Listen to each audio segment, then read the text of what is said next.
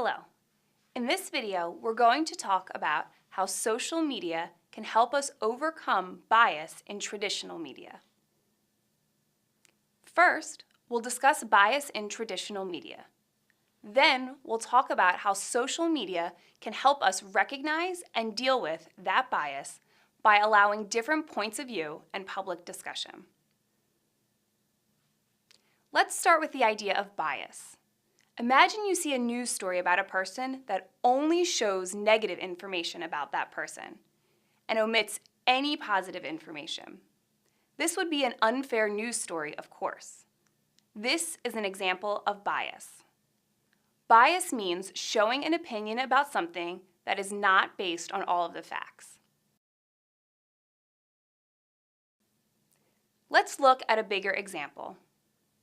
News company A usually agrees with one political party. They publish news stories that say this political party is smart and popular and is likely to win an election. News company B, on the other hand, usually agrees with a different political party. They publish stories that are very different from news company A's.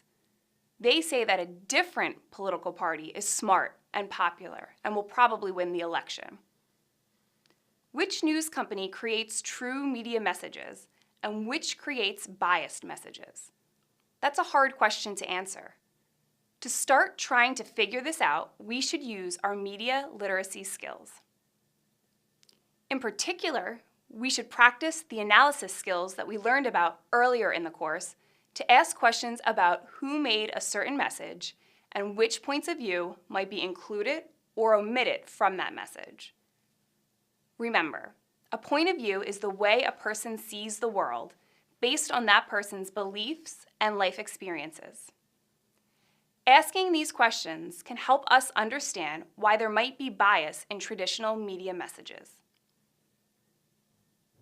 As we know, traditional media is usually produced by powerful companies or governments because they have the required money and other resources. And companies and governments have a strong motivation to support certain points of view.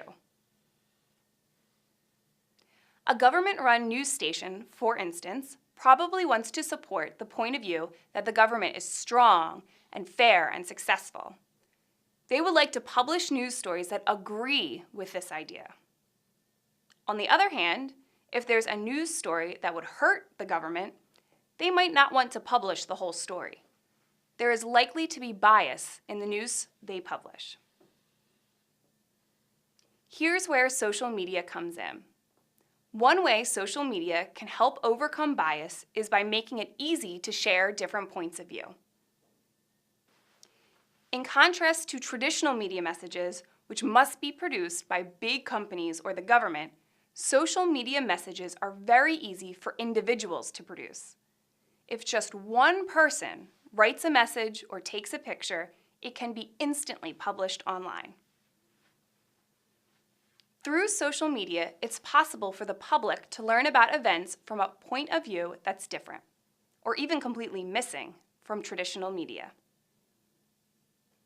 If you see that there are many points of view about an issue, you might take advantage of another feature of social media that can help overcome bias: the ability to ask questions and have a public discussion.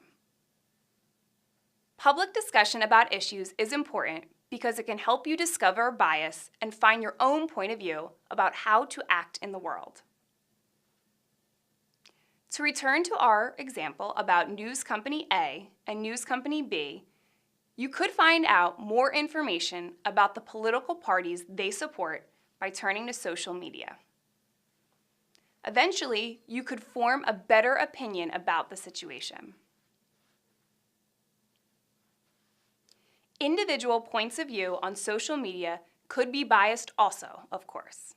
However, because you can see many different points of view at the same time, you can more easily check for bias there.